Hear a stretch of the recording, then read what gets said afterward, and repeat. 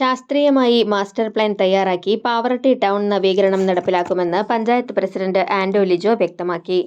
Pavaratti press forum സംഘടിപ്പിച്ച meet the president പരിപാടിയിൽ പങ്കെടുത്ത് സംസാരിക്കുകയായിരുന്നു ആന്റോ ലിജോ.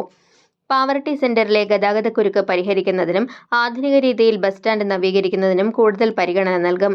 എല്ലാ തടസ്സങ്ങളും നീക്കി നിർദ്ദിഷ്ട സ്ഥലത്ത് മലിനീകരണം കുറഞ്ഞ രീതിയിൽ ഇലക്ട്രിക് ക്രിമിറ്റോറിയം സ്ഥാപിക്കും.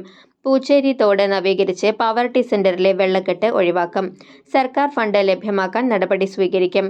ഓറാംകുളം നവീകരിച്ച് വിശ്രമ കേന്ദ്രവും ബാംബു പാർക്കും നിർമ്മിക്കും. പഞ്ചായത്തിന്റെ തീരപ്രദേശമായ കായലോരം വിനോദസഞ്ചാര കേന്ദ്രമാക്കി വികസിപ്പിക്കും.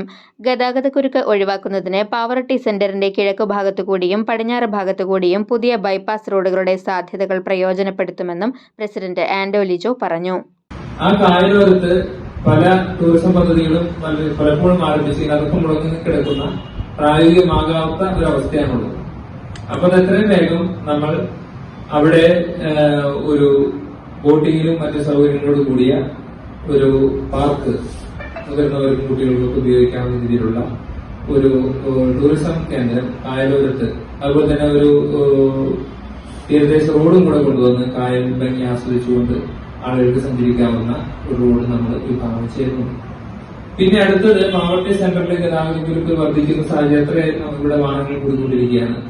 അപ്പൊ ഒരു ബൈപ്പാസ് റോഡ് എന്നുള്ള നിലയ്ക്ക് നമ്മുടെ കോഴിത്തോട് എന്ന് പറഞ്ഞാൽ നമ്മുടെ പഴയ ലേസിൻ തിയേറ്ററിന്റെ അടുത്ത് ഇഞ്ചേറ്റി ദാസത്തേക്ക് വരുന്നുണ്ട്. അവിടുന്ന് ഒരു റോഡ് അങ്ങോട്ടേക്ക് വരുന്നുണ്ട്.